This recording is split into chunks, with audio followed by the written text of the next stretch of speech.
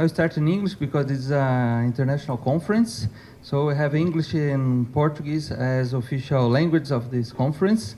For those that are thirsty, you have a glass of water in the entrance of the room. Please feel free if you want. The conference is divided in two panels. The first one, New Era, Same Techniques, and part two, Are We Ready? We have 4 presentations in each panel. The presentations, the lectures will be delivered in English or Portuguese. Of course, our Italian guests will do in English. Okay, I think it's easier for everyone. And Portuguese speakers can do in both, or Portuguese or in English. Questions, comments after the presentations can be done in Portuguese or English as well. Ok? Prima di iniziare vorrei ringraziare tantissimo Simonetta Vezzoso, Maria Teresa Maggiolino che sono venuti da lontano per questa conferenza. Grazie mille. And competition and innovation. This is an international congress to promote debates on competition law and technological innovation in face of the reality and challenges of the digital economy, organized by the Group of Studies on Competition Law at Mackenzie Law School and the MacPesquisa Funding. So, I'd like to invite Professor Siqueira, gostaria de convidar o professor Siqueira, que fará a abertura do evento.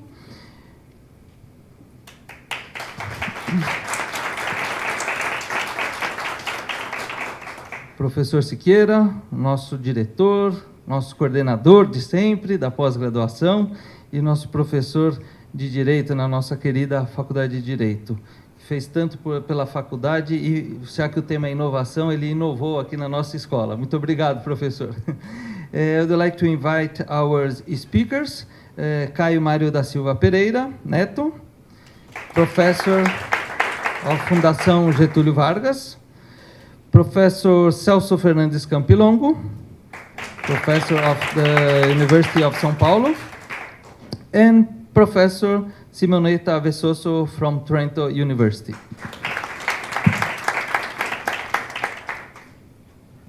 Muito bom dia a todos.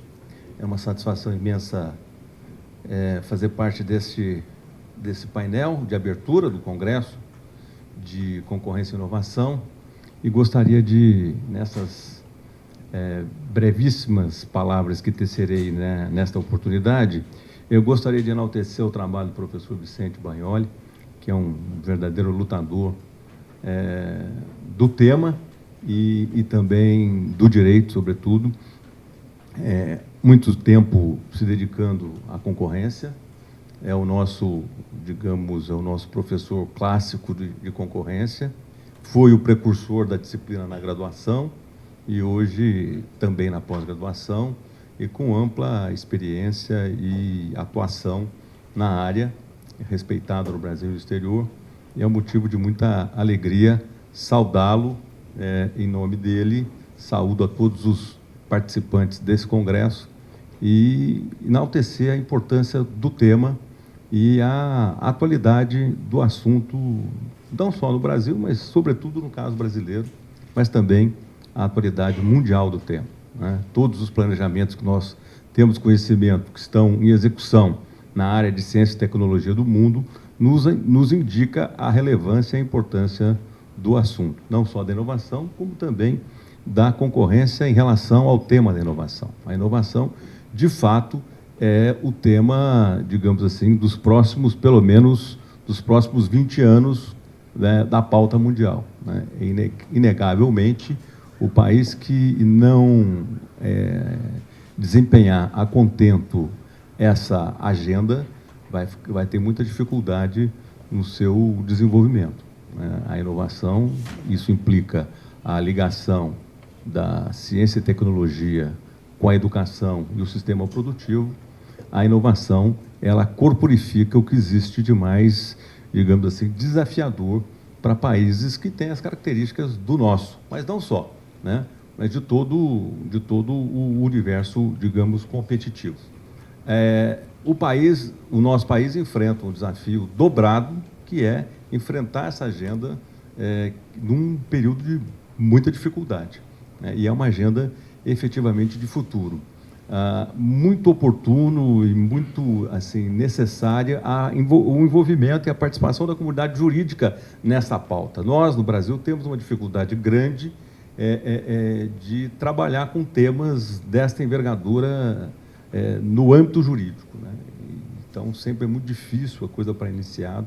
Nós temos aí a oportunidade de experimentar uma radicalização cada vez maior na nossa pauta de estudos, né? Nós tivemos a oportunidade de inovar com disciplinas na graduação, com seminários e atividades específicas na pós-graduação, no sentido de, digamos assim, preparar o maior número possível de quadros que tenham capacidade e competência de intervenção nessa pauta absolutamente estratégica do país, né? Então, é muito oportuno e alvissareira essa oportunidade.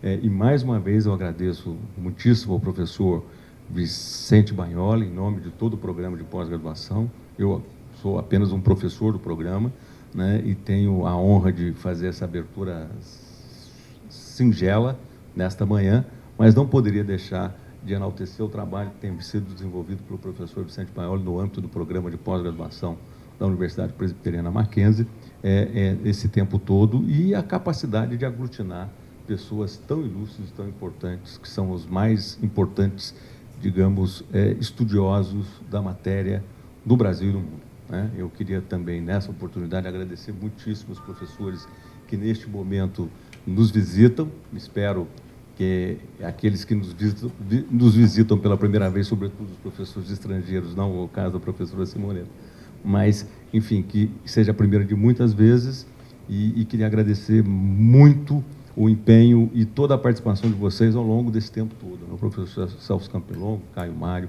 e tantos outros que muitas vezes nos prestigiam com a presença e com as brilhantes reflexões. Então, eu gostaria de cumprimentar a todos e declarar abertos os trabalhos desse Congresso de Concorrência e Inovação. E passo imediatamente a palavra aos debatedores, e com a saudação inicial, com a fala inicial do professor Vicente Bagnoli, a quem eu tenho a honra de passar a palavra. Obrigado, professor Siqueira. Se conseguimos chegar aqui, o senhor é responsável, né? A confiança que o senhor depositou no nosso trabalho, nas nossas iniciativas. Hoje colhemos resultados graças à confiança que o senhor depositou. Muito obrigado pelas palavras. Então, eu inicio essa manhã de discussões desse tema concorrência e inovação, com uma apresentação, ao mesmo tempo, tentando trazer alguns conceitos, algumas provocações, algumas sugestões, de modo a preparar que as próximas palestras, sim, sejam mais interessantes e com temas mais desafiadores. Como eu disse no início, eu farei minha apresentação em português. Eu já passei a minha apresentação em inglês para as professoras Maria Tereza e Simoneta, de modo que elas saibam do que estejamos discutindo e do que estejamos falando aqui. Pronto, muito bem. Preparei um breve resumo. O título da palestra: a definição do mercado relevante, verticalização e abuso dominante. Caio, se você permitir, acho que eu vou colocar aqui para conseguir acompanhar o que eu estou lendo, assim eu não preciso ficar virando toda hora. Muito bem. A ideia desse tema é discutir a questão do Big Data e a sua relação com o direito concorrencial. Para tanto, preparei um sumário, concorrência na era do Big Data, depois o que é o Big Data, o mercado relevante do Big Data, alguns aspectos gerais, segmentando esse mercado de Big Data, verticalização e abuso de posição dominante, e aí fazemos a conclusão. Por que fazer essa análise e se preocupar com a questão do mercado relevante do Big Data? Ora, o Big Data, como nós sabemos, é algo novo, algo desafiador, algo que está sendo estudado e começou não há muito tempo ser estudado pela área do direito, e mais específico na matéria concorrencial. Muito bem. Quando falamos da era digital, concorrência na era do Big Data, alguns desafios aparecem.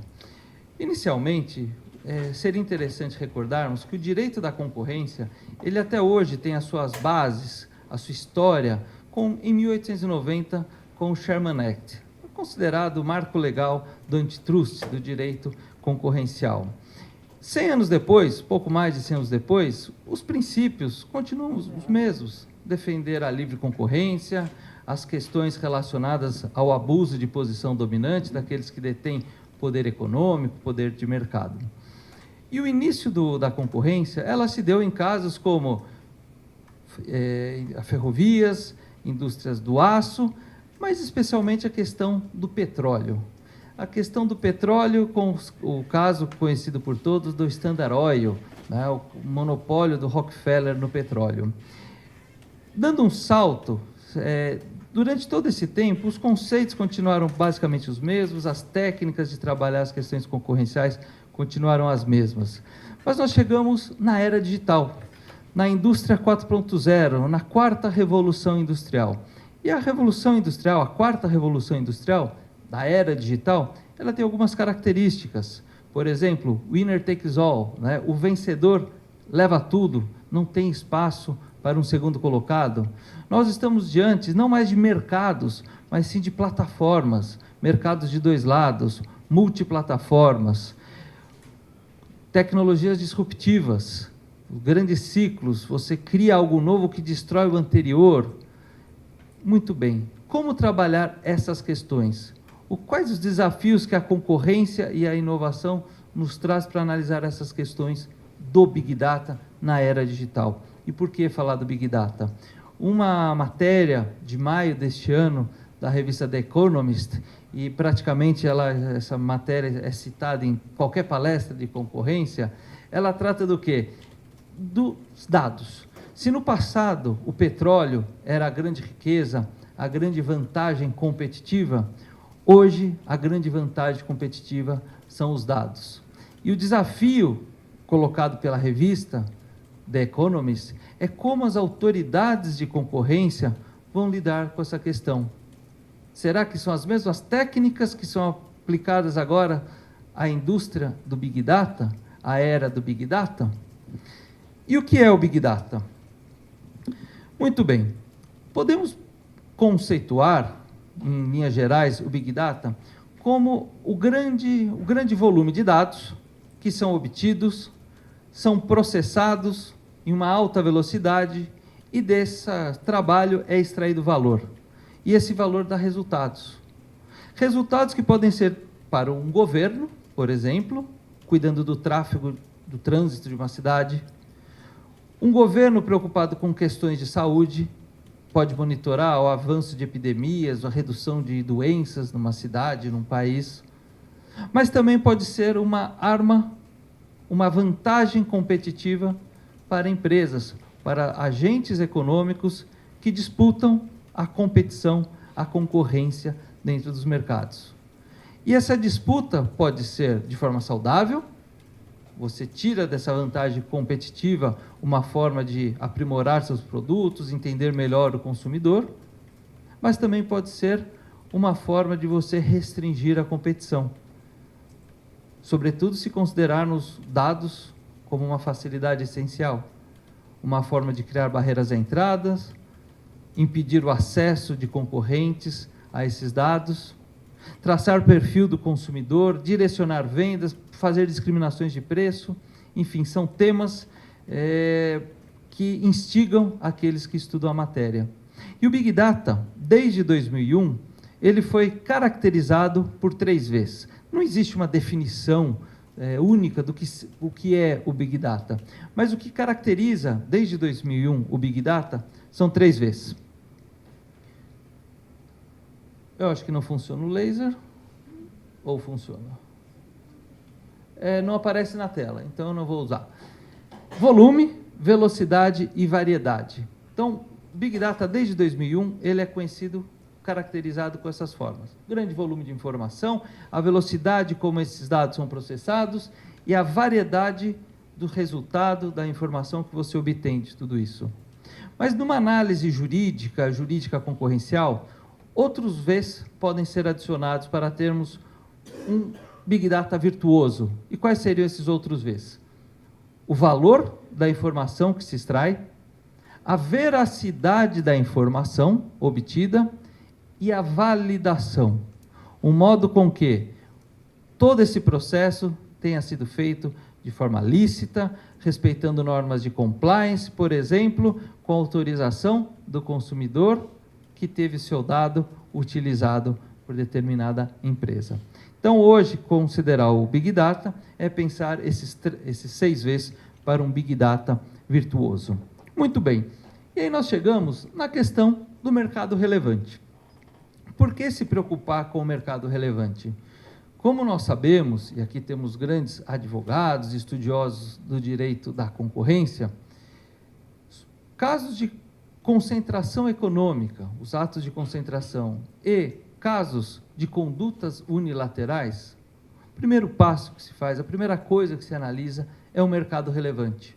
O mercado relevante para verificar quais são os agentes econômicos que atuam naquele mercado, qual é o produto ou serviço que se discute, qual é a área geográfica de incidência daquela posição dominante ou daquele ato de concentração e os efeitos que isso trazem para o mercado.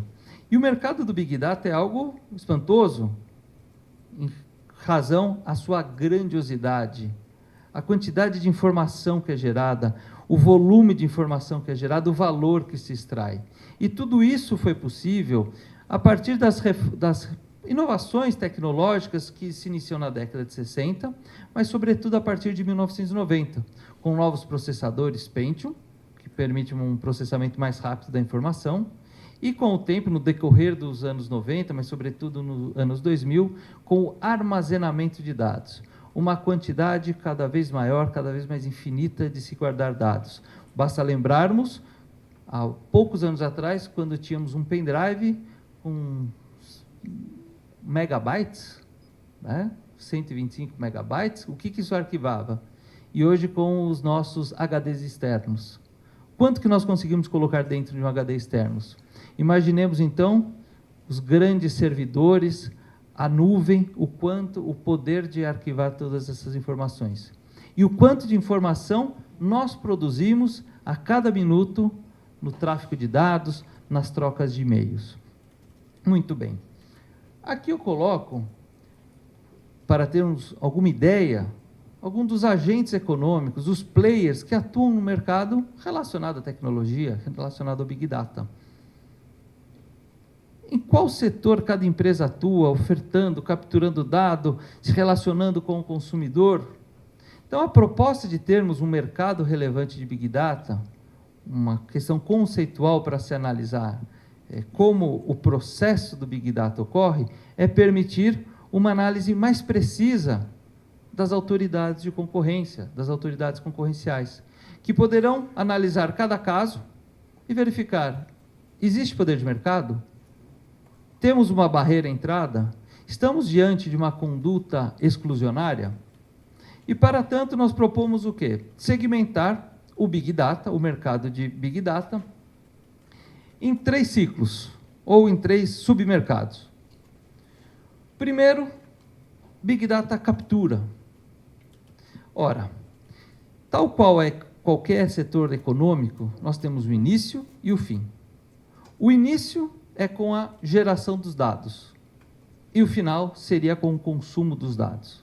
A geração dos dados, nós fazemos, por exemplo, de forma dados estruturados, que são pesquisas médicas, por exemplo, onde você preenche um questionário, coloca o seu perfil, por exemplo, um Monkey Survey, que você vai e coloca as informações.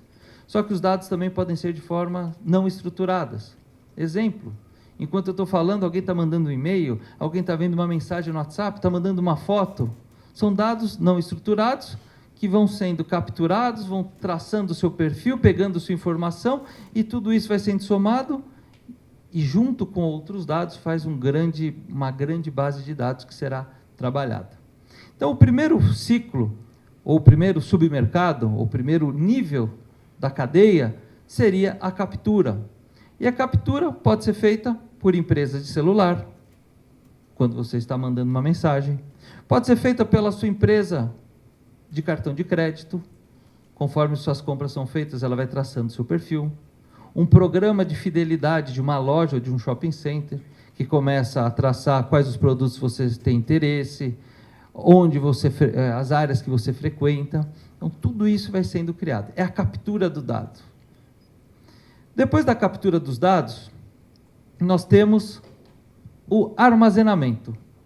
São as empresas, os grandes provedores, que vão arquivar todo esse conjunto de dados em datasets cada vez maiores, mais poderosos, e vão agrupando todas essas informações. Imagina as informações de todos nós aqui hoje, enquanto temos esse evento, trocando informação, mandando foto, respondendo e-mail de trabalho, vendo uma questão da prova, tudo isso vai sendo compilado, vai sendo guardado, armazenado. Mas tudo isso não tem valia nenhuma se não for devidamente analisado. E aí nós chegamos aonde? Num terceiro segmento, ou num terceiro mercado, que é o Big Data analítico, o Big Data Analytics, talvez o mais importante, que por meio de algoritmos, você consegue traçar perfis, você consegue entender o que um consumidor pensa, o que ele está querendo, você consegue monitorar o tráfego de uma cidade, é análise de dados que são feitas. A empresa que consegue fazer isso, que detém essa tecnologia, ela tem uma vantagem competitiva diante dos seus competidores. Imagine uma empresa que consegue traçar o perfil, o que o consumidor quer? Quanto ele pretende gastar por isso? Quais são as vontades que esse consumidor? É uma vantagem em relação a seus concorrentes. Muito bem. Então, conseguimos colocar de forma planilhada para facilitar o que seria o mercado relevante do Big Data.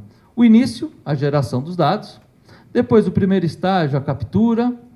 Segundo estágio, armazenamento.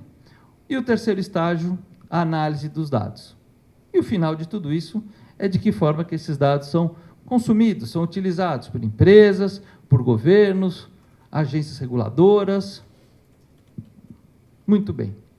Conseguimos, assim, definir o mercado relevante do Big Data, e isso com qual propósito? Verificar esses três estágios, onde a competição ocorre. Essa competição ela pode ser horizontal, seja no mercado da captura, seja no armazenamento, seja na análise, mas a preocupação concorrencial deve ser maior quando consideramos a verticalização desses mercados. Empresas que não atuam apenas em um desses setores. Empresas, e aí são as grandes empresas, que vão atuar em todos esses setores, em todos esses segmentos, capturando dados, armazenando os dados e fazendo análise de dados. Quando imaginamos essa situação, nos deparamos com algumas questões, que eu deixo aqui como uma provocação para a nossa reflexão e algo que será explorado, aprofundado no decorrer dessa manhã. Por exemplo, questões de poder de mercado. A verticalização pode trazer posição dominante, pode criar barreiras à entrada, possibilitar condutas unilaterais, questões de fechamento de mercado e a facilidade essencial, seja na obtenção do dado, que é uma coisa, ou até mesmo como trabalhar com esse dado, a questão dos algoritmos, a tecnologia que é empregada. Ponto importante também do desafio, que uma autoridade de concorrência deve ter e que nós também temos que ter em mente. Qual o trabalho da autoridade? Porque se ela é muito intervencionista, ela pode restringir e limitar a inovação tecnológica. E, ao mesmo tempo, se ela é muito permissiva, ela pode contribuir para um aumento de posição dominante e fechamentos de mercado. Outros temas que surgem, questão de fusões e aquisições, análise que a autoridade de concorrência faz. Preocupações relacionadas com o Big Data, aplicativos, os produtos gratuitos. Quando pensamos em produtos gratuitos, é muito comum uma empresa de tecnologia compra o seu concorrente ou uma empresa que está surgindo de forma vertical, verticaliza. E quanto custou essa operação? Qual o impacto disso para o consumidor? Aparentemente nenhum, porque se o produto é zero, o custo é zero, Geralmente se aplica o teste do monopolista hipotético nessas análises concorrenciais para verificar o poder de monopólio decorrente dessa operação, mas se o produto é zero, você não consegue auferir se terá ou não um aumento não transitivo, não transitório do preço. Muito bem. Será que na tecnologia digital, questões de Big Data, eu consigo ainda aplicar esses métodos tradicionais, como o método do o estudo do monopolista hipotético? Outra questão que vem com a análise de fusões e aquisições no mercado de Big Data. Os thresholds, os limites. Hoje, por exemplo, para submeter uma operação no Brasil e na maior parte do mundo, você tem os faturamentos das empresas envolvidas na operação. A maior parte das empresas de tecnologia, elas não preenchem o requisito. A maior parte das operações no mercado de tecnologia não são de submissão obrigatória. Por isso que algumas autoridades do mundo já estão revendo as suas legislações. E além do faturamento, o que está sendo incluído? O valor da operação. Posso dar um exemplo. Quando o Facebook adquiriu o WhatsApp, se ficássemos apenas no critério do faturamento das empresas, pelo faturamento do WhatsApp, a operação não seria de submissão obrigatória na União Europeia. Foi por outros motivos que não cabe aqui nós entrarmos nessa discussão. Depois, outras discussões também que vêm dessa preocupação. As condutas exclusionárias. A recusa ao acesso aos dados, discriminação de preços, discriminação ao acesso, contratos de exclusividade, vendas casadas e o uso cruzado de informações de base de dados e a discriminação de preços. Discriminações de preço, por exemplo, uma empresa, ela monitora o consumidor e sabe, esse está disposto a comprar, então eu cobro mais caro desse. Esse não está disposto a comprar, então eu vendo mais barato para esse. Isso é justo? Isso é correto? Isso é concorrencialmente aceito? Temos discussões para todos esses lados.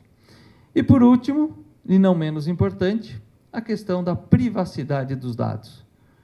Ora, os dados são gratuitos, mas esse é um grande engodo. A gente acha que não está pagando nada por um aplicativo para ter acesso a uma tecnologia, mas nós pagamos, talvez um preço muito mais caro do que imaginemos, que são os nossos dados pessoais. Como lidar com essas questões no mercado da concorrência? E aí nós chegamos numa interface, um interrelacionamento entre direito do consumidor, direito concorrencial e proteção de dados.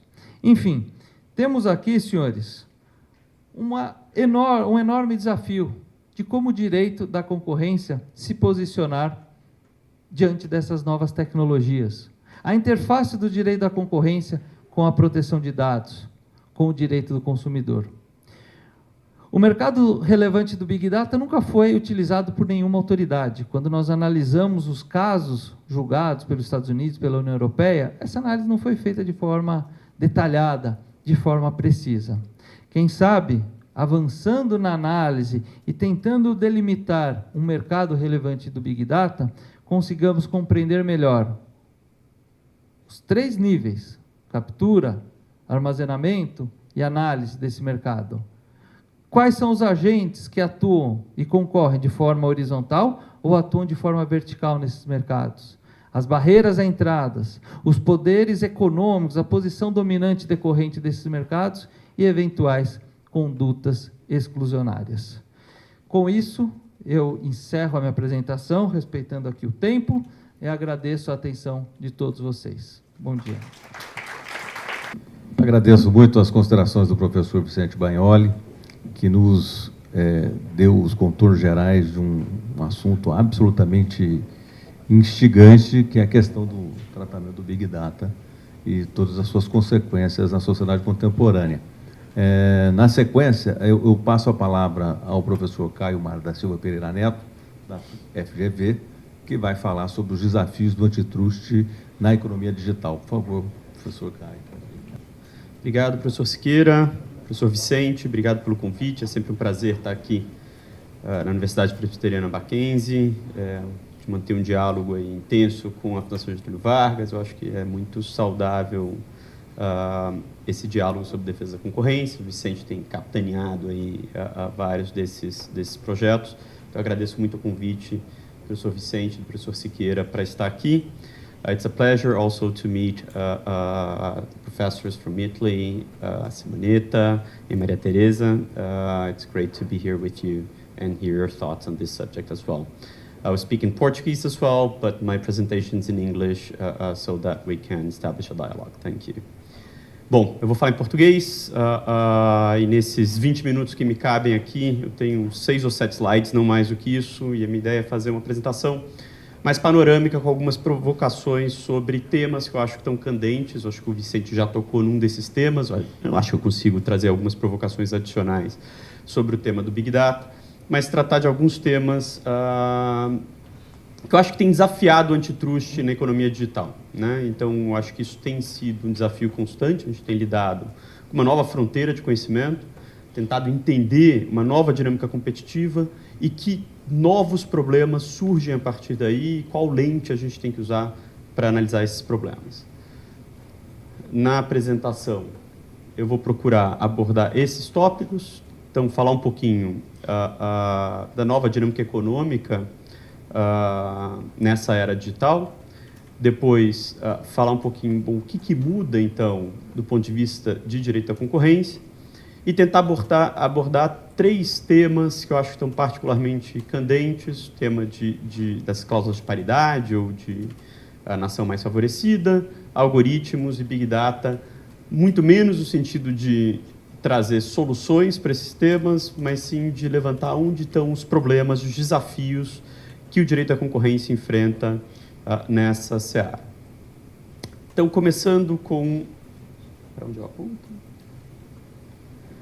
Com essa nova dinâmica econômica, eu acho que o Vicente já fez um bom trabalho em apontar alguns dos aspectos que são inovadores nessas plataformas e que têm acelerado nos últimos anos, né? Então, em primeiro lugar, eu acho que o que a gente tem notado é uma aceleração da competição dinâmica. Então, mais inovação traz um novo tipo de competição. E nesse tipo de competição, onde a gente tem efeitos de rede muito intensos, ou seja, a utilidade das plataformas digitais, ela aumenta na medida em que mais usuários participam dessas plataformas, né? Então, na hora que a gente pensa numa plataforma como Marketplace, onde você tem vários ofertantes e vários compradores, quanto mais gente está plugada nessa plataforma, mais ofertantes e mais demandantes, maior valor a plataforma tem. Mesma coisa com meios de pagamento. Quanto mais gente tem cartões de crédito e mais lojas aceitam cartões de crédito, mais valioso é esse meio de pagamento. Então, a utilidade das plataformas aumenta conforme o número de pessoas que utiliza aquela plataforma. Isso causa uma certa dinâmica competitiva diferenciada. Por quê? Porque nesse tipo de plataforma acontece o que os economistas vão chamar de market tipping, que é a utilidade de uma plataforma pode superar tanto as demais que ela naturalmente vai se tornar dominante, né? Então, é mais comum a gente ver uma dominância de plataformas porque a utilidade delas vai aumentando até o momento em que todo mundo migra para uma determinada plataforma.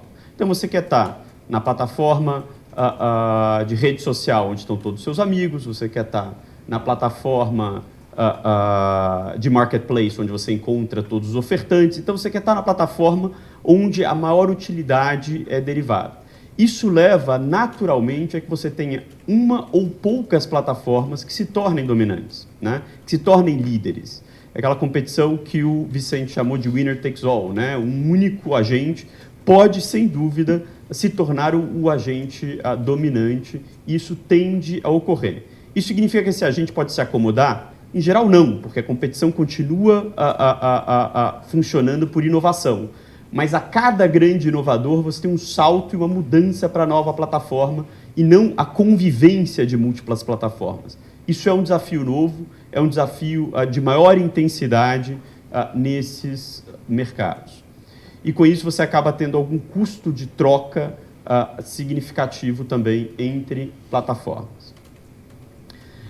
Dentro desse tipo de dinâmica, o que a gente vê é cada vez mais estratégias de precificação mais complexas, né? Então, a gente vê agentes econômicos com estratégias de precificação mais complexas, cobrando só um dos lados do mercado, cobrando os dois lados do mercado em pesos diferentes, não cobrando nenhum dos lados do mercado durante algum tempo. Enfim, tudo isso para quê? Para tentar gerar a massa crítica necessária para que se possa ter utilidade para os usuários. Então, diferentes estratégias de precificação procuram atrair usuários para aquela plataforma para gerar utilidade naquela plataforma. E, ao mesmo tempo, que a gente vê é cada vez maior uma disputa por dados, né? Dados se tornaram, como o Vicente colocou, a nova moeda da economia, e o que você começa a ter é uma outra dinâmica competitiva, não necessariamente por preço. Então, é uma dimensão de competição que se dá não por preço, mas se dá por privacidade, se dá por uma lógica de quais são as condições de acesso que você tem àquele serviço. Então, você quer acessar determinado serviço de busca, você vai aceitar os termos de uso dele, que vai implicar, por exemplo, você compartilhar determinados dados com aquele serviço de busca. Ou você quer entrar numa rede social e postar suas fotos, você vai aceitar os termos de uso para você postar suas fotos e qual a utilização que as suas fotos podem ter. E assim por diante. Então, uma nova camada dentro dessa dinâmica competitiva, que é justamente a coleta e tratamento de dados. E isso é um aspecto importante, porque a gente para de olhar só para preço e a gente está olhando para outras dimensões aqui nesses mercados.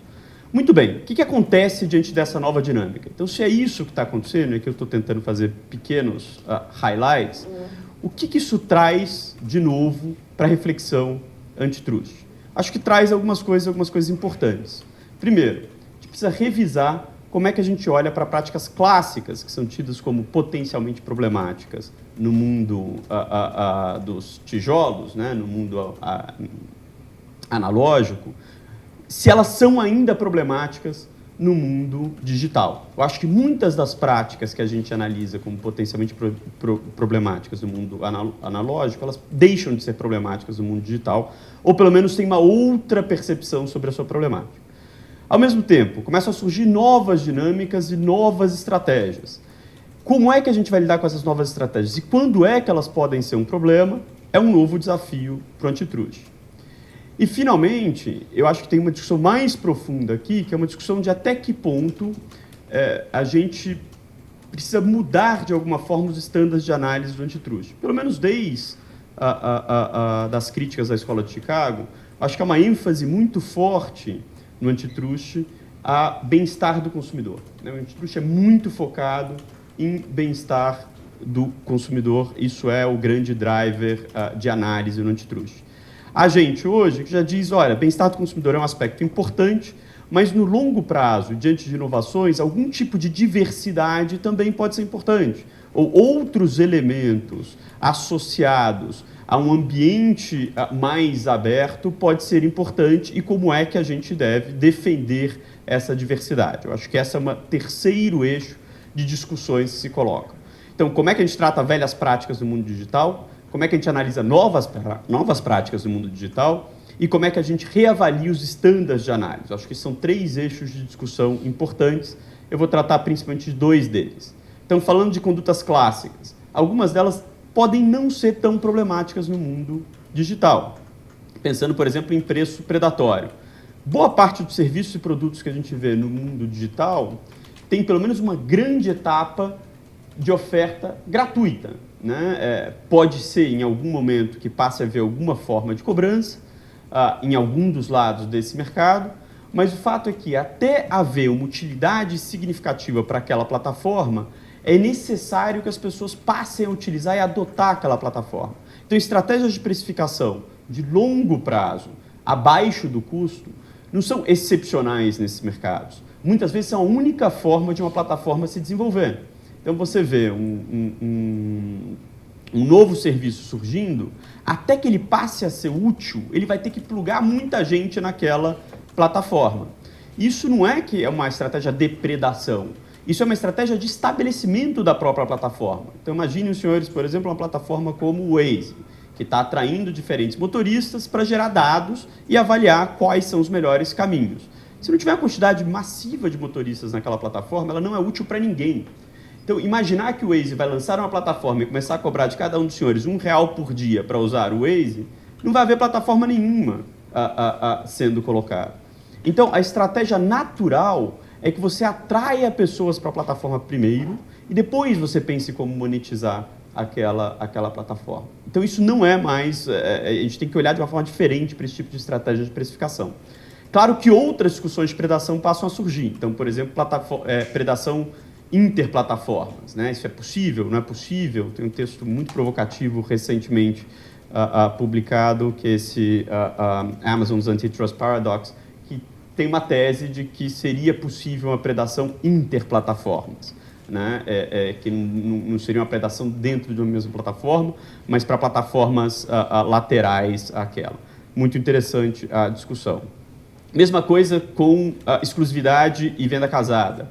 Quer dizer, muitos desses produtos eles nascem exigindo algum grau de exclusividade, né? E para gerar tráfego para aquela plataforma, por exemplo.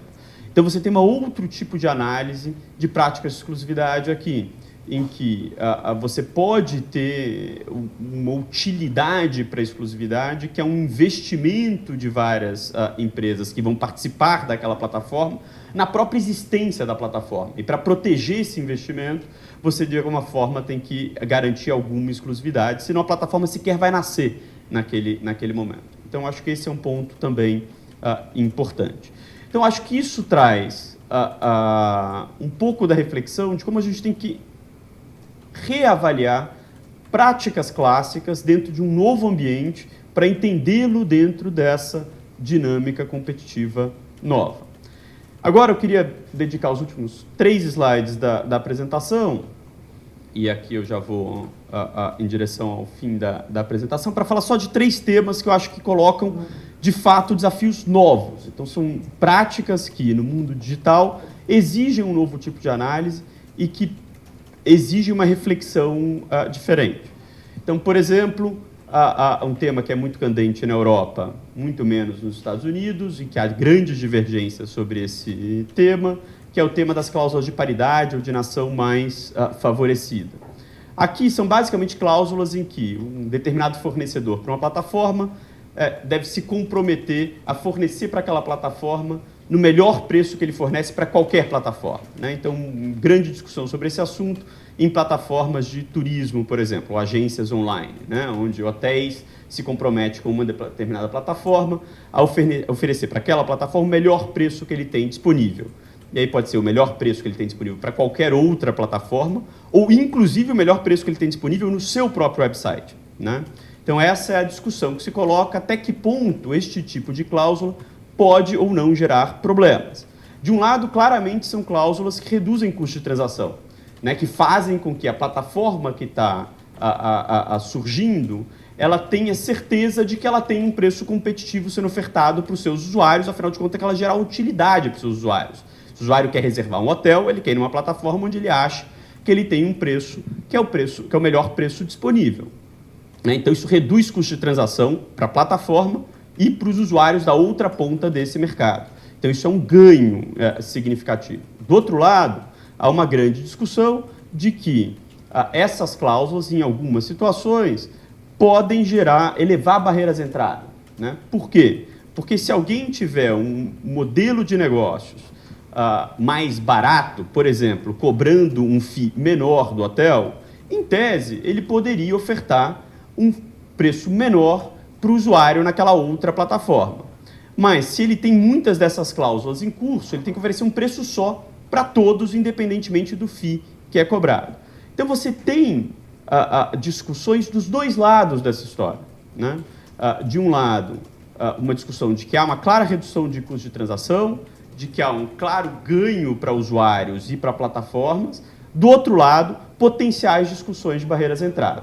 E eu acho que como a gente vai ponderar isso é um grande desafio. A Europa está tratando isso de formas muito diferentes em diferentes jurisdições. Para os Estados Unidos, isso não está sendo visto como um problema.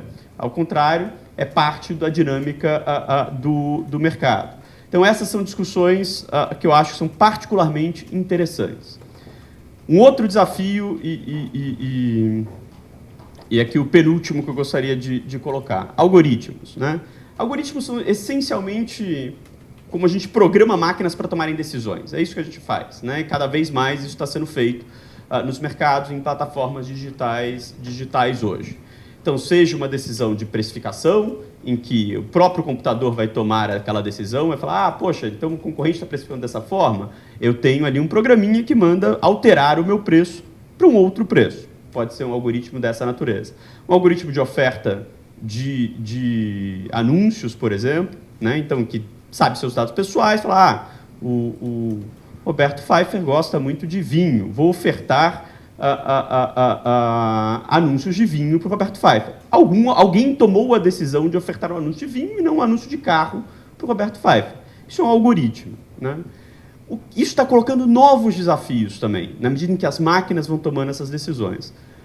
Uma discussão que eu acho que ela é pouco interessante é as máquinas podem implementar decisões que os humanos tomaram para, por exemplo, fazer uma colusão.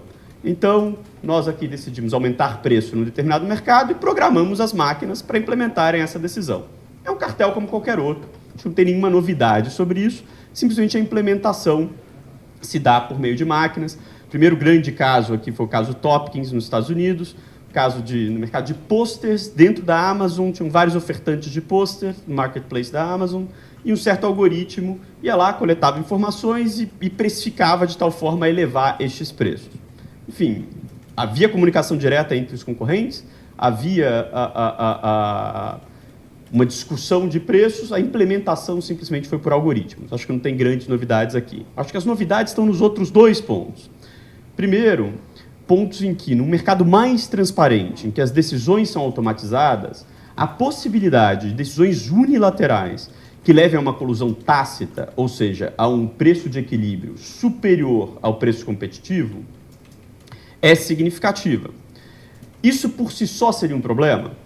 Até hoje, se a gente olhar jurisprudência das autoridades antitruste, inclusive do CAD, inclusive nos casos onde se discutiu o paralelismo plus de alguma forma, ou seja, que havia um paralelismo de preço, mas não havia uma prova direta de cartel, sempre se negou que uma colusão puramente tácita, em que as condutas fossem totalmente unilaterais, cada empresa tomando decisões individuais, mas chegassem a um equilíbrio num preço superior ao preço competitivo, fosse um problema antitruste, ou devesse ser punido.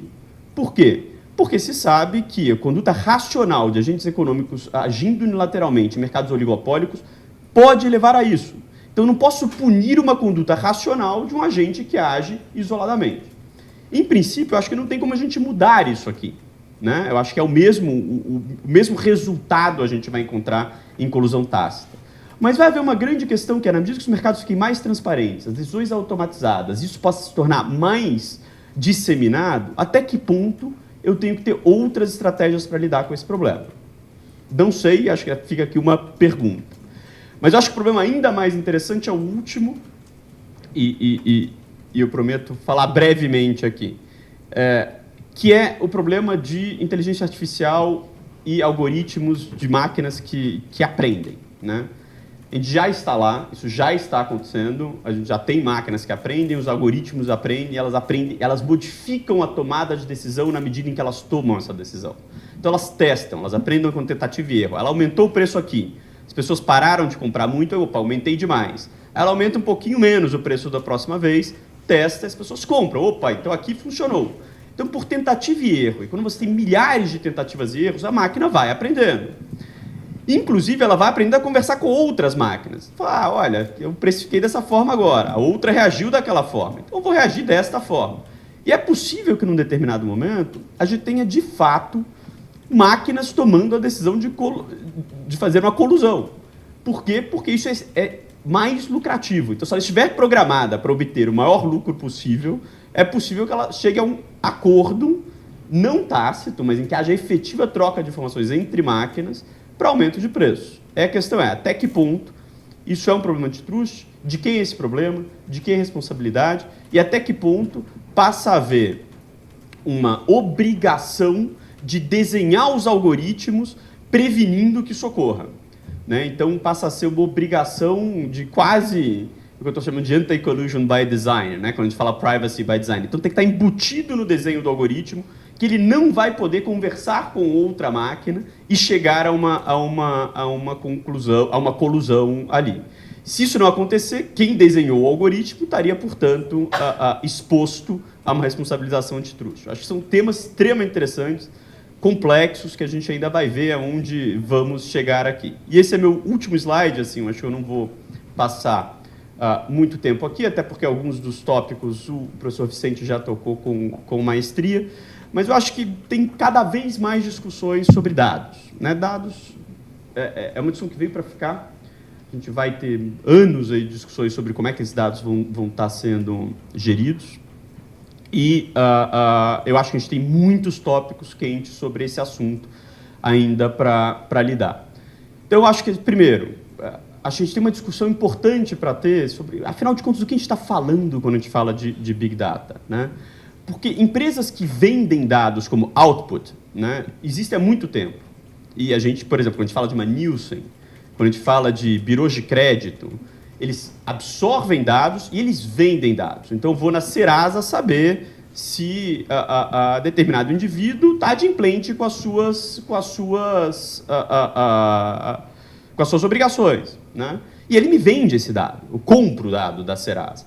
Isso é um mercado como qualquer outro. Quer dizer, se alguém tiver poder de mercado, pode cobrar mais caro por esses dados. Isso é uma venda de um produto ou serviço como qualquer outro. É muito diferente do que a gente chama de dado como input, né? Quando o dado é utilizado para prover determinado serviço que não o próprio dado. Que é, por exemplo, o que a gente está vendo acontecer em redes sociais, o que a gente está vendo acontecer em busca, né? Que é o sujeito absorvendo dados, ou a empresa absorvendo dados para aperfeiçoar seu próprio serviço. Então, na medida em que você tem mais gente buscando numa mesma plataforma, a busca fica melhor. E você consegue congregar a busca com anúncio, e você consegue fazer outras coisas e aperfeiçoar seu próprio produto, seu próprio serviço. Isso acontece em múltiplas plataformas. É o nosso exemplo do Waze. Quanto mais gente está contribuindo para aquela plataforma, melhor é o tráfego naquela cidade, porque tem mais gente plugado naquela plataforma, tem mais dado naquela plataforma.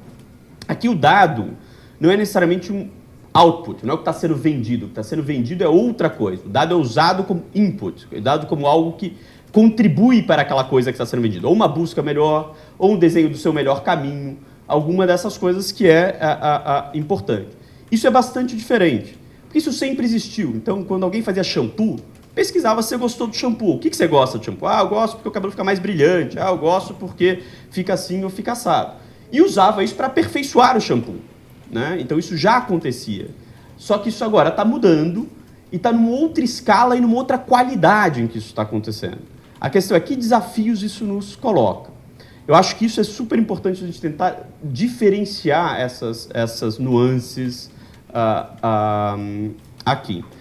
E o último ponto que eu queria endereçar, que meu tempo já esgotou aqui e meu relógio está tremendo, me avisando aqui que poxa, já estourou o tempo, é se é possível desenhar, eu acho que essa é uma grande dúvida mesmo, se é possível desenhar alguma teoria do dano exclusivamente baseada em dados, né, em uma discussão de dados. Cada vez mais você vê a gente falando, não, na realidade, quem concentra muito dados eleva muito barreiras de entrada, e isso é recorrente de ser ouvido. Mas é difícil ainda, pelo menos a gente não viu nenhum caso de forma muito significativa, focar 100% da sua teoria do dano num problema de dados.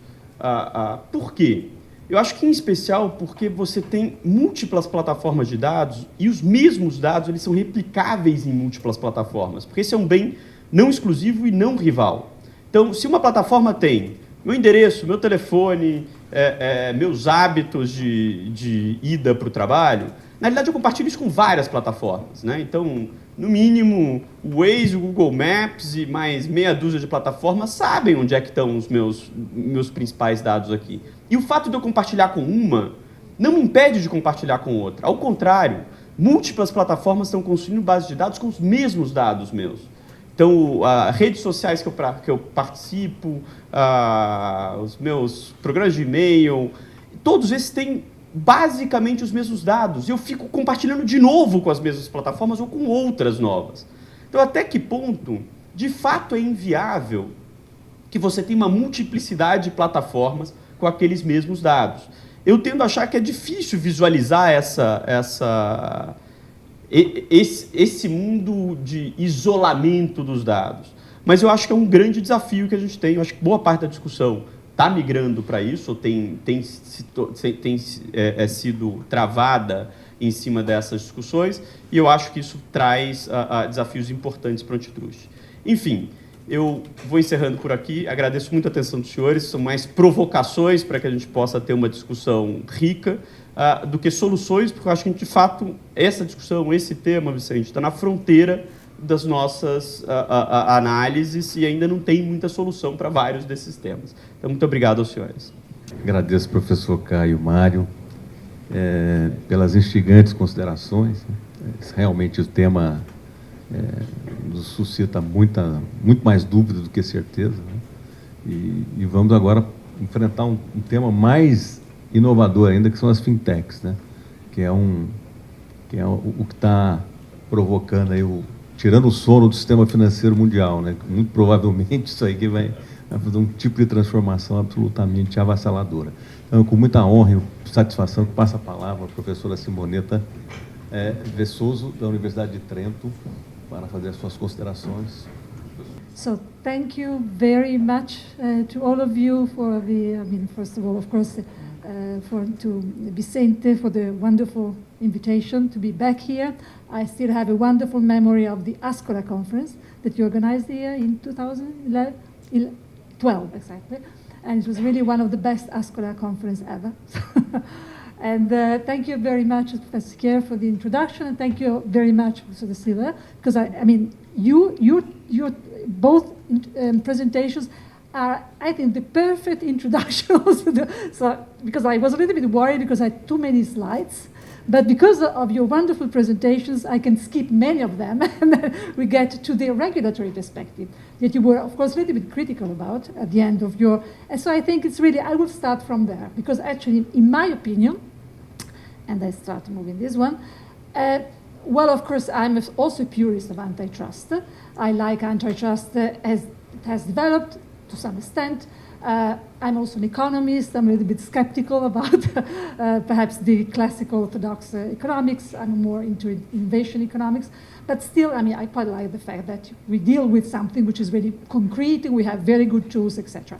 On the other side, I'm actually a fan of regulation as well. But it has to be smart regulation. So that's actually my topic, more or less. Okay, so we didn't exchange slides before the conference, so there will be a couple of slides which are exactly the same, but I don't know. Either you are very good at big data and spying, I don't know, but it's really exactly the same. So, well, of course, the economy is talking about big data and the data as the most valuable resource. I don't believe that data could be compared to oil, actually, but it's still a non-rivalrous good. It has some characteristics which are comparable. Oil, I don't think, is the good metaphor for it. And then, of course, we have to be careful with a little bit of confusion about big data. Because on the one side, there have been quite a lot of industries traditionally dealing with big data, nothing new about it, and actually selling data. And then, of course, I think of advertising. Google is not doing anything new in that respect. Of course, it is using an online platform with network effects that you both mentioned. But apart from that, it's nothing that new. And then, of course, big data algorithm and possibilities of being more clever about it. And then marketing. And then, of course, there are industries in which we have new valuable streams of data. Let's think of connected cars. Of course, those are really new streams of data. So that would be another topic, different from the one that we are used to deal with when we think about Google, for instance. And then there are industries in which traditional streams of data have acquired new value, and that's finance. Because, of course, there are streams of value that we have already, but they are much more valuable nowadays because of our new technologies, big data, algorithm, etc., etc. So because of that, I think that, one of the important roles of competition authorities to really think about data as something that flows, okay, irrigating the whole economy. And I think like plumbing, in a sense, you have to care for flows of data, plumbing. And I think there is a role for competition authorities, perhaps you recognize her, our Margareta Vestager, like a plumber, because somehow I think that we really need to think of competition authorities increasingly dealing with data flows. Of course, together with regulators, and also sector-specific regulators, but really dealing with data flows. And of course, we have to think of the role of competition authority in this respect. And of course, the question is always the same: how to ensure that competition functions properly in markets in which nowadays data is becoming increasingly important. So the question is always the same. Perhaps the tools that we need to use have to be a little bit adapted. Okay, so the brief overview, as I said, I have too many slides. I will skip some of them. They are already online if you're interested on my blog. In any case, we will deal with case study, will be fintech. Then we will briefly deal with many discussions and initiatives in the EU concerning the data economy. Then legal rules on access to consumer financial data that we have, that's regulation, pure and simple regulation. And then the interaction between access rules and competition policy, and finally some preliminary conclusions. Let's see how far I get. Please tell me when I have 5 minutes left. Okay, thank you very much. Okay, so the case study. Of course, fintech.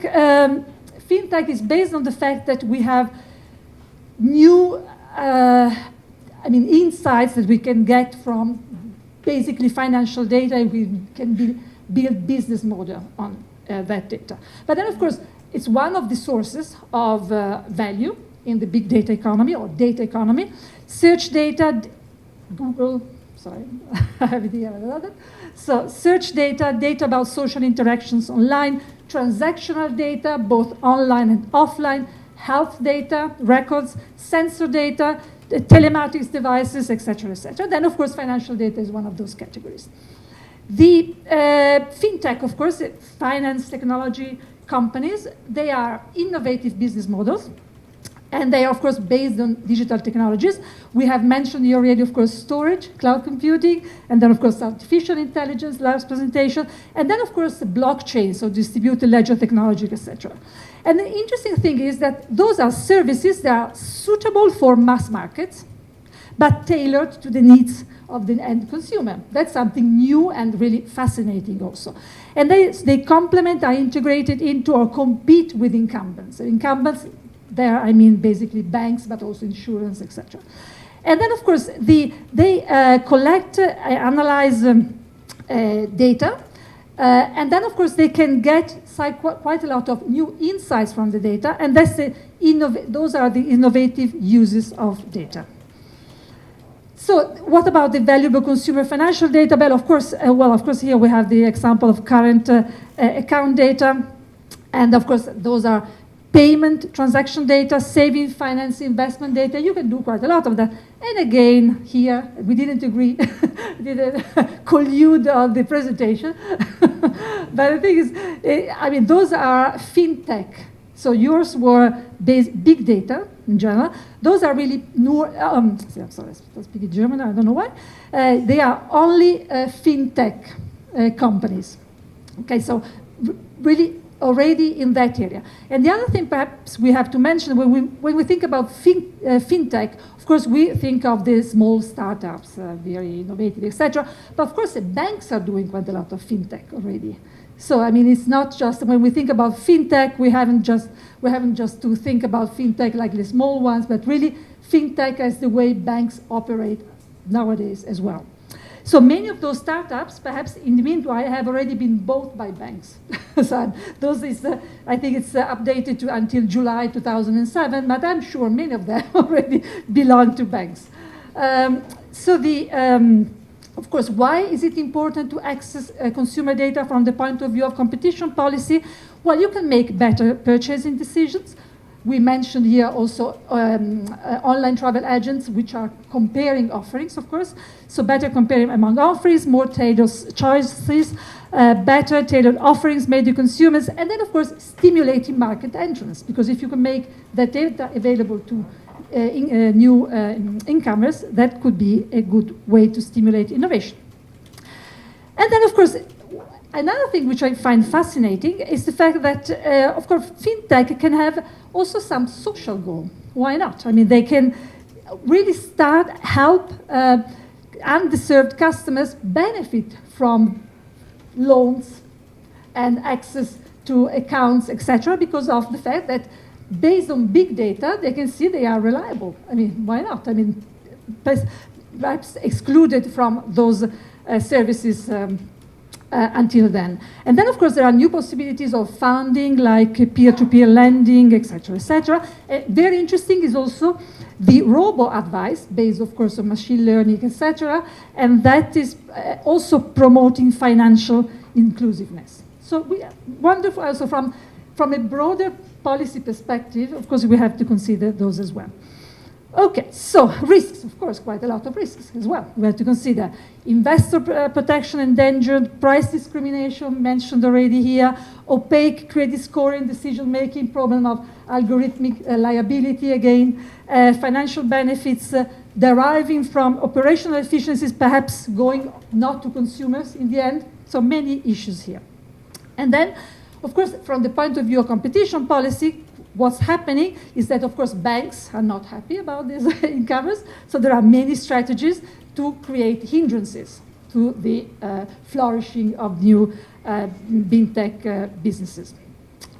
So from the broader perspective, then the question would be, what are the market failures and other regulatory problems with regard to data in the financial sector? Because my perspective is actually a data governance perspective in general. So I consider competition policy to be just one slice, one layer of a broader picture of data governance in the financial sector. And we have to consider all of it, actually. So that's why I mean competition authorities have to collaborate with other authorities, because they are part of the same picture.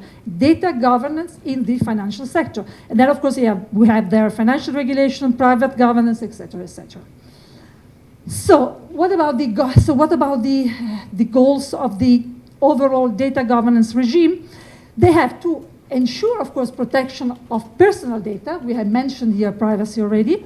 And then, of course, they have to ensure the optimal use of data with regard to competition and innovation, the two topics of this conference. So that's the data governance perspective. And then, of course, in the case of the financial sector, they have also to pursue sector-specific objectives, like financial surveillance stability. So that's the the complex picture, and there are many, many questions. And of course, we will concentrate only on the central one, competition policy problems, but actually the discussion is extremely interesting from the more legal perspective, also questions about data ownership, et cetera, et cetera, et cetera. Okay, so data economy, EU discussions, initiatives, briefly, of course, we are developing a digital single market, and there are digital single market, and then there are many initiatives in that area. Of course, very important, and it's going really to be a game changer, is the new data protection, general data protection regulation concerning personal data. Another interesting initiative here is about the proposal of a regulation on the framework for the free flow of non-personal data. So let's think again, connected cars. And then the access to data owned by data manufacturers, by service providers, for instance, maintenance, etc. And then the third one, the communication on building a European data economy, discussing a data producer right and access rights. And we actually concentrate only on the last part, which is data access. So it's part of the big discussion taking place in Europe. I'm sorry, I'm only able to offer a much European-centered perspective. It's the only law I know. So it's going to be perhaps just one slice of the bigger picture. But I think that Europe, in that respect, is doing interesting things. I mean, many of the issues that you have been mentioning, I mean, they come also from Europe, I would say. So what about access? Well, access to consumer data, of course, is a consumer right to use data. And interestingly, differently from a real property right on data, you cannot contract it away or sell it. So from the point of view of the protection of privacy, is perhaps a much better idea. Because if you give consumers, like you were mentioning, of course, data for free, who is profiting from it? Only Google. But if you think of a market and you give consumers rights to sell their data, then perhaps really they sell it because of problems of behavioral economy. I mean, economists doing that know very well. Perhaps at the end, it's not a very good idea. So whereas a right to access to consumer data stays. And so from the point of view of the idea of privacy protection, perhaps it's a superior idea. So, legal rules on access to consumer financial data. How much time do we have? 5 minutes, okay, so I will be very quick. So in Europe, we have actually two frameworks to allow for access to financial data. On the one side, we have, as I mentioned, the General Data Protection Regulation. On the other one, we have a directive, which is transposed into national laws at this very moment by EU member states, which is the Payment Services Directive 2, because we had one, there's two, innovative.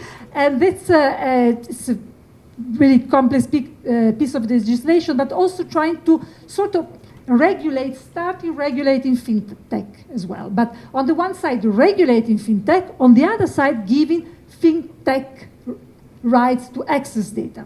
So it's a nice trade-off. And so GDPR, perhaps you have heard about it, it's well-known, everybody discussed, I mean, in many antitrust cycles, data portability is really quite extensively discussed. So it's the right to data portability. As a consumer, you can ask for your data, you can ask to have it transferred to another service provider. Of course, that would be a wonderful idea for competition. I mean, I'm a little bit skeptical. I don't know whether it's really going to work because it's regulation it was too political at the end. They had to make too many concessions. So the provision is not, crystal clear. So there will be quite a lot of discussions on how to implement it in concrete terms. And then, but still, this is also potentially to be a game changer.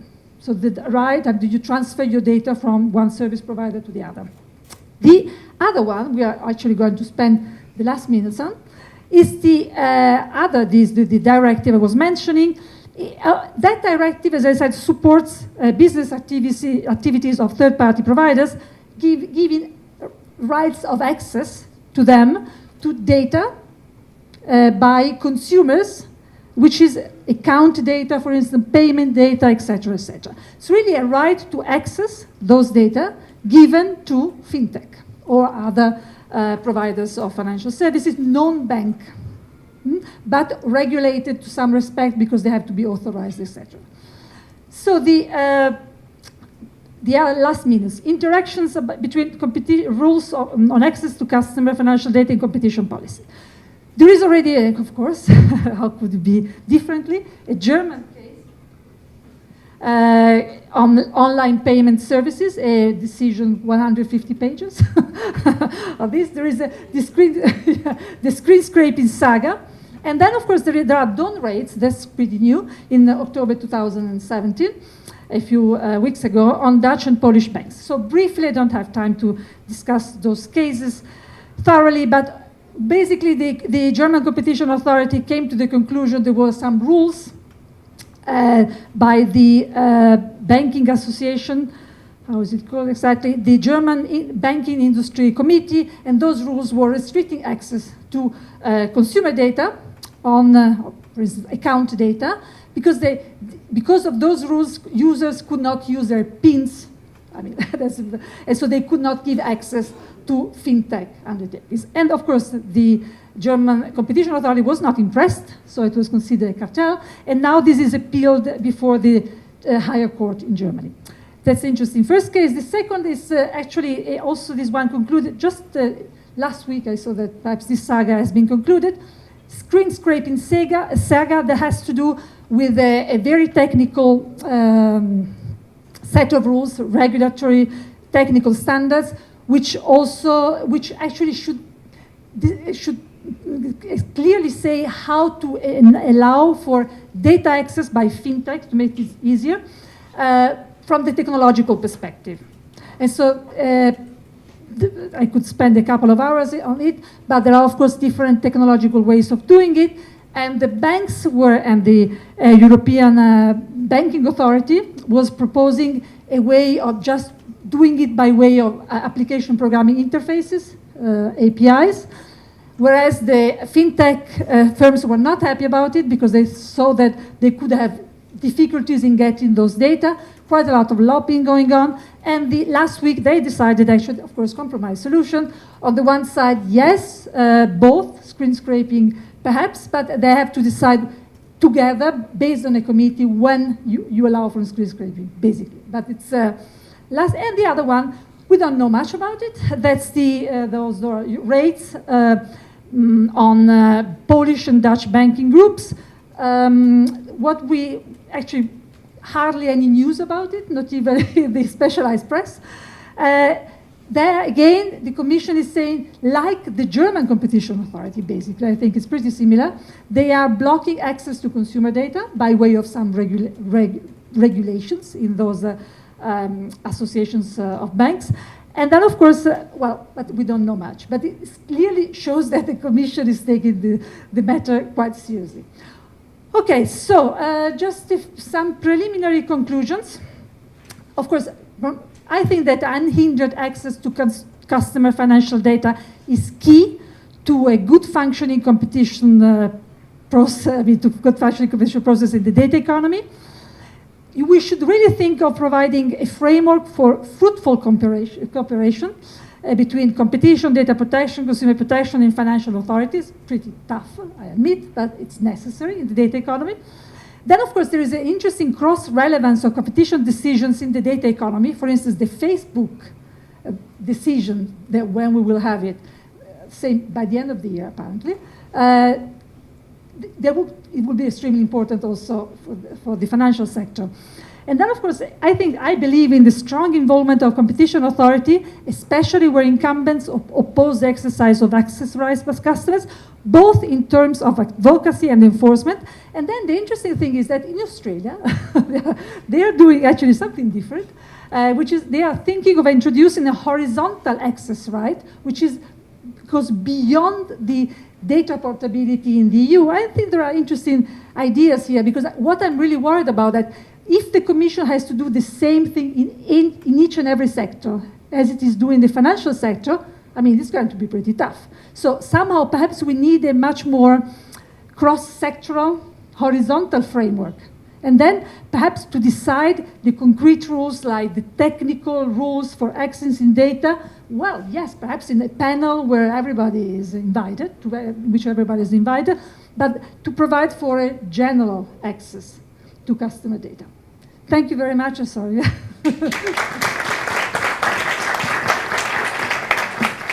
E passa a palavra ao professor Celso Fernando Campilongo, já aproveitando a ocasião para cumprimentá-lo pela eleição ao cargo de vice-diretor da Faculdade de Direito do Largo de São Francisco, a mais importante e, por que não dizer, a melhor faculdade de Direito do Brasil.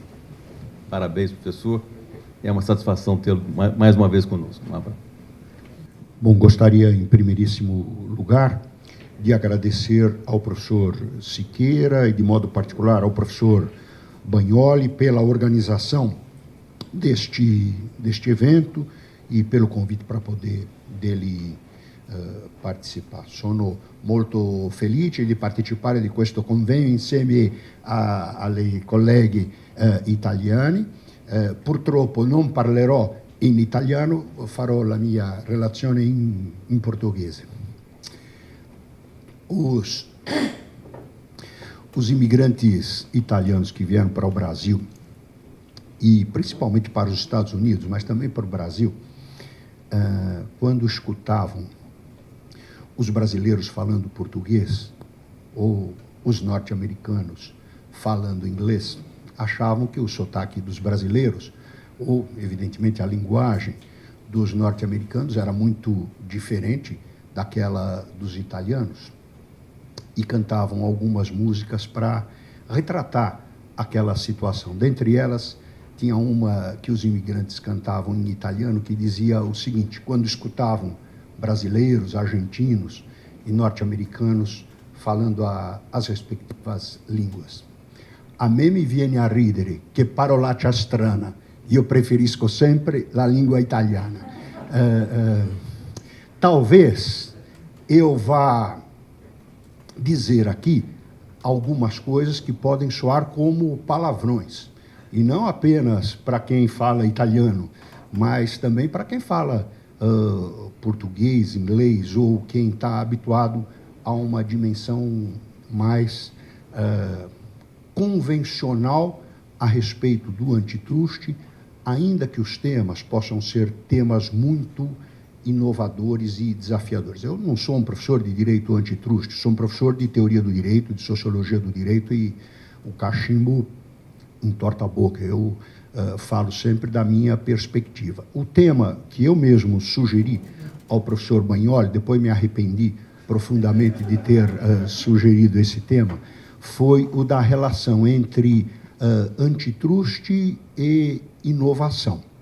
Em que medida o antitruste pode favorecer a inovação ou, ao contrário, pode servir como um obstáculo à inovação.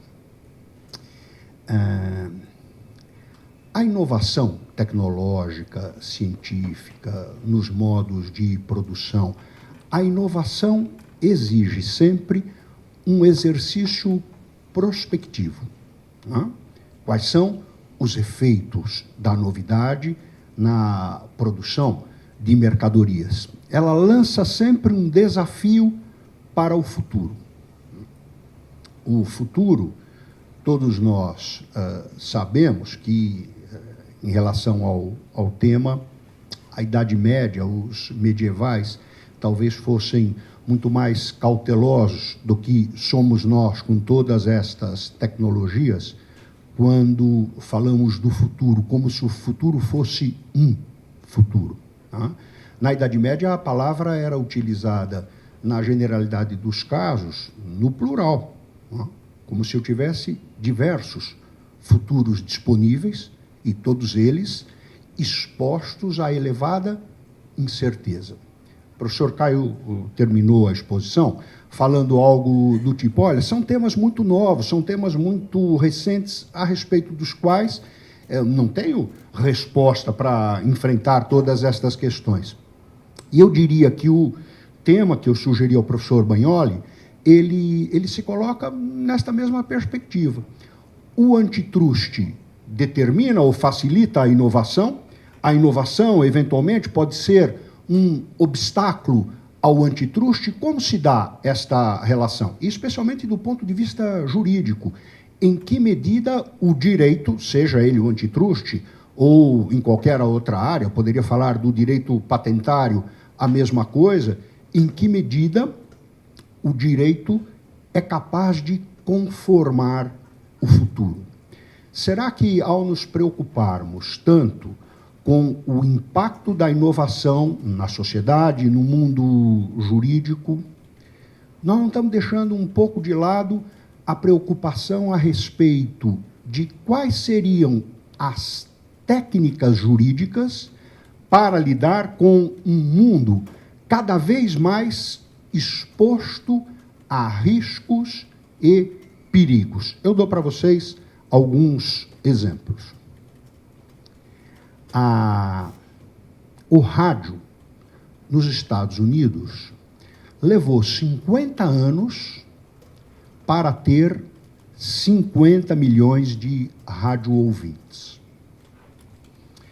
A televisão levou, nos Estados Unidos, 13 anos para ter 50 milhões de telespectadores. A internet levou 4 anos nos Estados Unidos para ter 50 milhões de internautas. E o Facebook levou apenas 2 anos para ter 50 milhões de seguidores. Bom, este é um número que muita gente conhece, mas que lições nós podemos extrair desta velocidade de inovações tecnológicas, como o rádio, a televisão, a internet ou o Facebook? Possivelmente a pretensão de controlar o futuro e o tipo de planejamento econômico e jurídico que está por trás de todas estas novidades, de todas essas inovações, exija também profunda revisão no tipo de racionalidade jurídica que está por trás do direito antitruste, do direito da concorrência, do direito industrial, do direito patentário. Acho que nós podemos extrair desta pretensão de controle do futuro, de antecipação do futuro, por exemplo, alguma desconfiança em relação a técnicas que os juristas utilizavam para pensar no futuro ou para um controle do futuro. Será que o direito funciona como uma técnica de estímulo a determinadas condutas, por exemplo, a conduta inovadora? Será que o direito pode promover ou premiar condutas que tenham este caráter inovador? É possível que, quando se escreveu a respeito deste tema, na segunda metade do século passado, tendo um horizonte de que as inovações eram inovações que demoravam algumas décadas para amadurecer, isto fizesse algum sentido. Com o ritmo que tem as transformações na atualidade, esta ideia fica cada vez mais vazia, cada vez mais tênue. A inovação, o investimento em pesquisa e tecnologia, em pesquisa e desenvolvimento, em novidades, ela própria me expõe a incertezas. Eu posso investir muito dinheiro e ter uma resposta baixíssima a este investimento. É incerto que o investimento redunde necessariamente da forma esperada numa inovação tecnológica aproveitável do ponto de vista econômico. A mesmíssima coisa eu posso dizer a respeito das estratégias jurídicas. E, dentre elas, posso citar o próprio antitruste e o papel do antitruste para a inovação. Quando sugeri o tema ao professor Bagnoli, a minha primeira impressão e a minha primeira, digamos, inclinação era, sem dúvida alguma, de dizer: olha, claro que o antitruste desempenha um papel muito favorável à inovação. Quanto maior a competição, quanto maior a concorrência, maiores também os incentivos para a inovação. E continuo com, digamos, a minha convicção de quem advoga na área do direito antitruste, de quem foi membro da Autoridade Brasileira de Defesa da Concorrência, de que é assim, de que o antitruste possa oferecer esta contribuição. Mas ela não pode ser tomada de forma automática, determinista e causal, como se inevitavelmente, inexoravelmente, o antitruste produzisse, ou com o antitruste florescesse a competitividade e a inovação. Vou dar para vocês um outro exemplo. Muitos que estão aqui presentes estiveram há poucos dias em Campos do Jordão, no congresso do IBRAC, do Instituto Brasileiro que cuida das relações de concorrência, enfim, e estavam presentes nesse seminário autoridades muito importantes do antitruste mundial, tanto europeu quanto norte-americano, enfim, para aqueles que não estiveram em Campos do Jordão, uma figura do porte histórico e intelectual para o antitruste como William Kovacic, ou então uma figura igualmente histórica e importante como o professor Richard Wish. Então, não estou falando do professor Celso Campilongo e a opinião dele a respeito do antitruste brasileiro. Eu estou reproduzindo de forma estilizada o que o Kovacs e o Wish disseram a respeito do amadurecimento do antitruste brasileiro. Né? E eles disseram lá que entendiam que o amadurecimento do direito antitruste no Brasil, na opinião destes dois grandes nomes, tinha sido extraordinário nos últimos 20 anos, que o antitruste brasileiro tinha ganho maturidade institucional, independência, uma dinâmica, inclusive teórica, no tratamento dos casos, tinha algumas decisões que os dois consideravam de elevado padrão internacional. E eu só posso concordar com o que eles disseram. Eu acho que de quando eu fui conselheiro do CAD, no início deste século, para hoje, o salto evolutivo do antitruste brasileiro foi extraordinário, foi excepcional e muito rápido. Tá? Se eu comparar a Lei 8884 à lei atual, a evolução também incorporou praticamente todos os problemas, todas as dificuldades que eu tinha na lei anterior, foram superadas, ou pelo menos foram mitigadas, diminuíram de importância com a lei nova. Então, não resta dúvida de que o antitruste brasileiro amadureceu e evoluiu muito.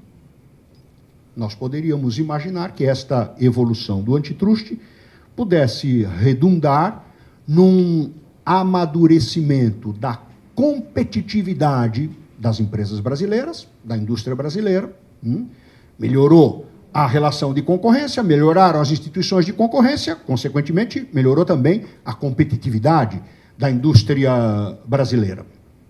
Ou então, poderia imaginar que a inovação também ganhou muito espaço com a evolução do antitruste brasileiro. Ficamos mais competitivos, ou pelo menos com mercados com uma dinâmica concorrencial mais acentuada, consequentemente, isto produziu mais inovação. Mas, necessariamente, a coisa, e infelizmente, a coisa não se deu desta maneira. O Brasil tem um desempenho em termos de produtividade e de competitividade da sua indústria cada vez menor, decrescente no plano internacional, apesar da melhora institucional do antitruste. O Brasil tem uma evolução no número de patentes, por exemplo, é um retrato da inovação, também não tem um desempenho espetacular. Então, não é porque eu melhorei o antitruste e o ambiente institucional do antitruste que isto implique maior produtividade, melhor competitividade internacional ou em mais inovação.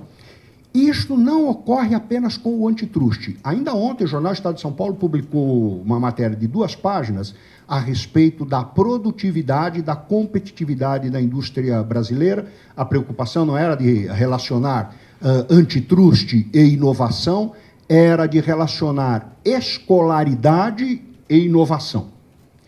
E aqui também o Brasil deu um salto significativo. Nós temos gravíssimos problemas de escolaridade, mas o tempo médio que uma pessoa de 25 anos passa na escola, de 1980 para hoje, praticamente dobrou de tamanho. Isso significa uma evolução extraordinária. Pessoas que ficavam, em média, 3 anos na escola, hoje ficam 8 anos na escola. Alguém poderia imaginar, com mais gente estudando, com mais gente escolarizada, se a média saltou para 8 anos, é porque tem gente que estuda, sei lá, 20 anos. Consequentemente, isto implica em condições melhores para que eu tenha produtividade elevada e inovação. E, novamente, o retrato não é automático, o retrato não é, enfim, imediato. Apesar da significativa melhora no índice de escolarização, isto não se traduz em maior produtividade. Para que se tenha uma ideia, nós melhoramos no antitrust, nós melhoramos na escolarização e, na mesma época, anos 80, a produtividade de um trabalhador brasileiro era 5 vezes menor do que a produtividade de um trabalhador norte-americano. E a produtividade de um trabalhador brasileiro era a mesma, em 1980, de um trabalhador chinês. Então, o brasileiro e o chinês produziam 5 vezes menos do que um norte-americano. Esses números indicam, são dados do Banco Mundial, que estão num trabalho que ganhou o prêmio IBRAC na semana passada de estudos de pós-graduação, né? O segundo lugar do prêmio IBRAC da semana passada. Enfim, não é que eu estivesse no júri e por conta disso eu tivesse lido o trabalho, não participava do júri, mas por uma coincidência conhecia o autor do trabalho, né? E o que o autor do trabalho mostra, né, neste estudo premiado no Congresso do IBRAC, é que hoje um trabalhador chinês, que em 1980 produzia a mesma coisa que um brasileiro, hoje ele produz 6 vezes mais. E um trabalhador norte-americano continua produzindo 5 vezes mais do que um brasileiro. É possível dar um salto extraordinário como esse que os chineses deram. E é possível também que eles tenham feito isso sem um salto equivalente ao nosso em relação a amadurecimento do antitruste, sem um salto equivalente ao nosso em termos de evolução educacional. Então, todos estes fatores acho que devem ser levados em consideração quando se pensa a relação entre antitruste e inovação. Ela não é automática. O antitruste pode, sem dúvida alguma, produzir ou criar um ambiente favorável à inovação, assim como o direito patentário pode fazer a mesma coisa. Dúvida nenhuma de que um ambiente institucional mais adequado possa facilitar a inovação. Mas isto não é automático. Isto precisa vir acompanhado da consciência que não basta eu ter um CAD, uma autoridade antitruste amadurecida e competente, se eu não tiver um conjunto de outros fatores que dizem respeito à competitividade, à produtividade e à inovação que circundem uma política concorrencial, uma política antitruste.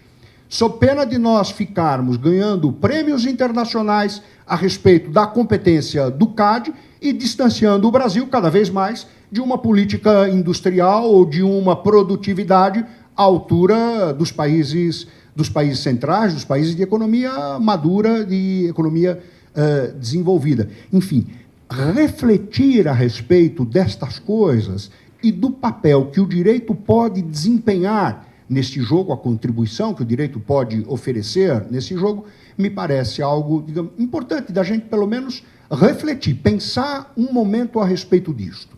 Eu vou concluir fazendo uma especulação. Estou dizendo que a inovação envolve incerteza.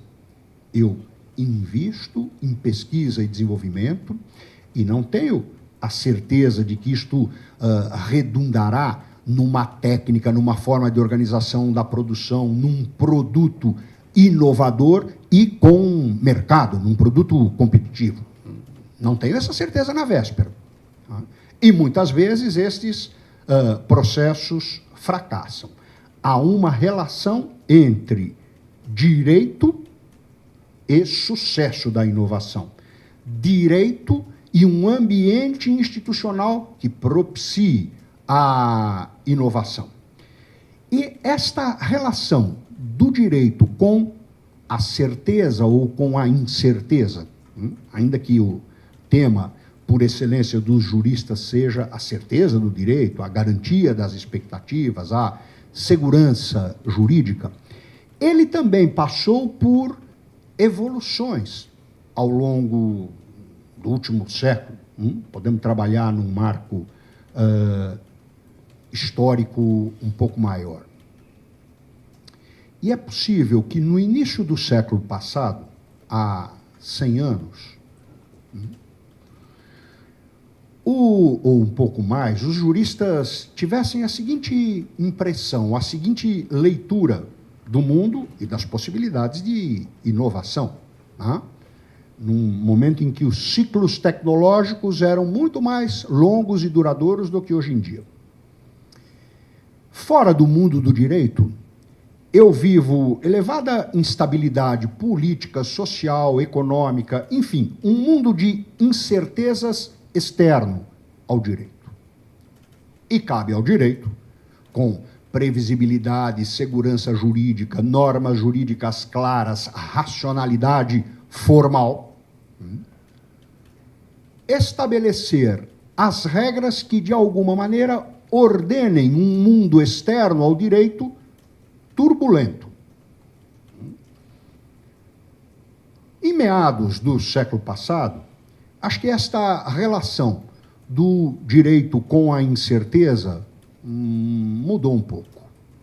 E talvez nos últimos 50 anos a pretensão tenha sido inversa. Grande parte do direito antitruste se organizou, teve uma racionalidade organizada a partir desta pretensão invertida. O direito e a racionalidade jurídica, os sistemas normativos, é que formam uma tremenda incerteza, uma tremenda confusão. Normas sobrepostas, contraditórias, incompletas, inconsistentes. E, para colocar um pouco de ordem nesta incerteza que é interna ao direito, própria do direito, é que é preciso uma racionalidade exterior ao direito capaz de estabilizar as expectativas jurídicas, capaz de oferecer um horizonte para o direito. Ou seja, eu tenho uma certeza externa ao direito, uma certeza oferecida pelos grandes valores políticos. Ou então, uma certeza oferecida por uma suposta racionalidade econômica, por uma lógica dos mercados tão poderosa, capaz de orientar o funcionamento do sistema jurídico. Ou seja, eu troco a certeza interna do direito por uma suposta certeza externa ao direito capaz de orientar as operações jurídicas. Os temas que todos os palestrantes que me antecederam sugerem, eles todos apontam para uma situação na qual nem a certeza interna do direito, capaz de controlar um ambiente estável, está dada. Temos muitas dúvidas a respeito de como é que o direito deve interferir, regular a inovação, a produtividade, a competitividade. Mas a recíproca é verdadeira do outro ponto de vista. Não é que eu tenha certezas econômicas, ou que a lógica do mercado, ou que a lógica dos grandes valores políticos seja capaz de oferecer uma orientação segura para o sistema jurídico. Ou seja, Big Data, todas estas empresas que atuam no setor de informática, inovações tecnológicas com esta rapidez em curtíssimo espaço de tempo, colocam sérios problemas de certeza jurídica e de segurança jurídica, tanto do ponto de vista interno ao direito, quanto do ponto de vista externo ao direito. Não é que os mercados também ofereçam grandes garantias.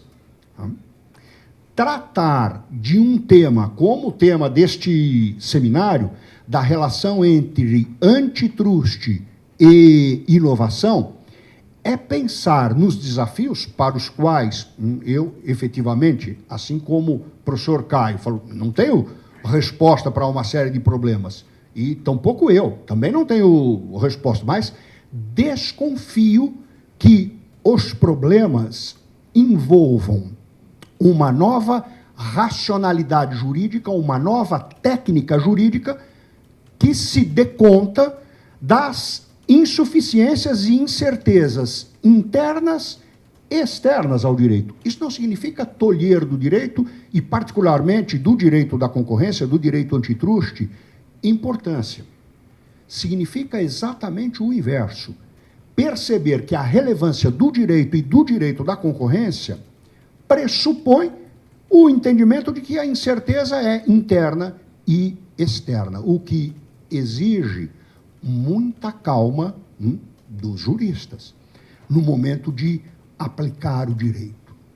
Não vamos pensar que, por conta desta maturidade institucional que, sem dúvida alguma, o CAD ganhou, ele pode queimar etapas ao tratar de temas tão complexos quanto esses. Não me parece que nem a jurisprudência efetivamente de ponta, como a jurisprudência norte-americana ou como a jurisprudência europeia a respeito do antitruste, não compartilhe das desconfianças que eu estou levantando aqui. O que esta jurisprudência mostra é muita cautela com estes temas. E históricos de amadurecimento das autoridades que são históricos também muito distintos. Muita diferença por conta da maturidade institucional, da história do antitruste e da inovação nesses países, e diferenças também que decorrem de um ambiente cultural, intelectual, universitário, industrial, de amadurecimento da própria economia, muito distinto do nosso. Não há tanto o que se inventar neste campo, mas é preciso ter consciência de quais são os nossos limites para que a gente possa explorar ao máximo as nossas possibilidades. Eu concluo com a frase dos imigrantes que eu utilizei no início da minha fala, né? A me mi viene a ridere che parolaccia strana, io preferisco sempre la lingua italiana. E no que diz respeito à relação entre inovação e antitruste, eu tenho o receio, né, de que um excesso de empolgação em relação às novas tecnologias possa redundar em decisões que me pareçam parolaccia strana. Obrigado. Agradeço as palavras do professor Celso Fernandes Campilongo, e eu gostaria de enaltecer o caráter e, acima de tudo, o nível de reflexão suscitado pelas várias exposições desta parte da manhã, e aqui, em combinação com o que eu fiz com a coordenação do evento, que é o professor Vicente Bagnoli, nós vamos, porque a gente atrasou um pouquinho, a gente vai fazer o coffee break e depois deixar para as perguntas para o final do evento. Mas eu gostaria de aproveitar a oportunidade de fazer uma breve consideração sobre a síntese que o professor Celso Campilongo fez de maneira tão brilhante, né, que é uma questão que nos atormenta muito nessa discussão sobre inovação, sobre desenvolvimento do Brasil, né? Quer dizer, nós temos que olhar a essência, o funcionamento integrado da economia com a inovação e com os setores, digamos, econômicos como um todo, né? O que a gente chama de ecossistema. Tudo tem que funcionar de maneira harmônica para que nós possamos ter o desenvolvimento institucional adequado, mas que isso reflita e repercuta o funcionamento, o dinamismo econômico necessário para que nós possamos desenvolver a inovação, aprimorar a sua integração ao processo produtivo, evidentemente, porque nós temos uma pesquisa elevada e essa pesquisa nem sempre ela repercute na mesma proporção em inovação. Quer dizer, nós precisamos ajustar essas inúmeras cadeias que compõem o sistema e fazer com que o país consiga um dinamismo econômico que reflita o conjunto da obra de maneira mais harmônica, né? Então, é sempre importante esse alerta que o professor Campilongo faz, né, que nós tenhamos presente como verdadeiro mantra, né? De nada adianta nós desenvolvermos a aparência se na essência nós não conseguimos ou não atinjamos o nível necessário de articulação institucional, mas não só, mas também de todo o corpo econômico, de todos os agentes econômicos do país, né? Então, nesse sentido que eu gostaria de, mais uma vez, agradecer imensamente todos os participantes, né, pelo brilhantismo das suas considerações. Já adiantei aqui com o professor Vicente que nós vamos fazer uma publicação, né, deste evento, né, e que será, por certo, muito auspiciosa essa obra, né, e convido vocês ao coffee break e, na sequência, darmos continuidade ao Congresso. Muito obrigado a todos.